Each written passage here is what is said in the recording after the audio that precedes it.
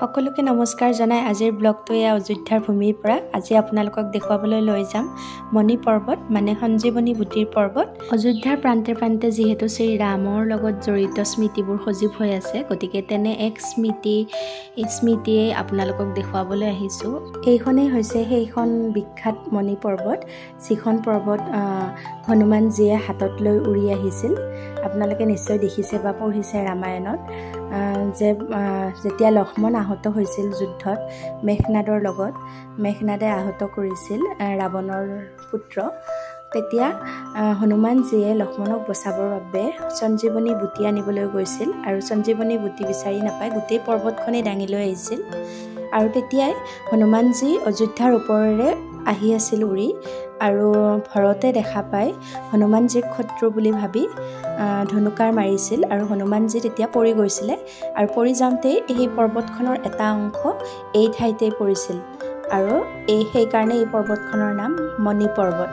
ইয়াত বহুত জাক জাক বান্দৰ আছে চাৰিওফালে কেৱল বান্দৰেই বান্দৰ শ্ৰী মণি ভগৱান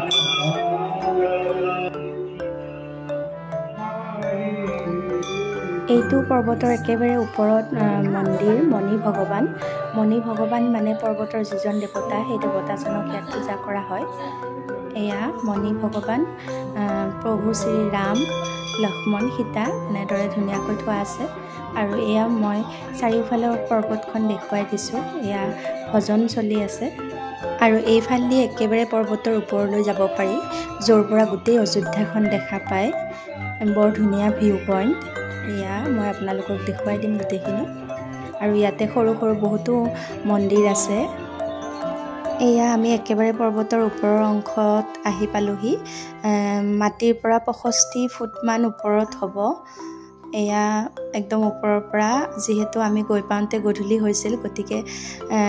ভিউটো বৰ ধুনীয়া হৈছিল চাবলৈ এয়া চাৰিওফালে অযোধ্যাখন দেখা পায় আৰু এয়া মাজতে এইটো হৈছে মন্দিৰ ইয়াতে এখন ৰথ আছে আৰু ৰথৰ ভিতৰত কি ভগৱান আছে আমি চিনি নাপালোঁ আৰু এইটো এটা মন্দিৰ চাৰিওফালে সৰু সৰু এনেকুৱা মন্দিৰ আছে কিছু সময় তাৰ প্ৰাকৃতিক পৰিৱেশ উপভোগ কৰি আমি ৰুমলৈ উভতিলোঁ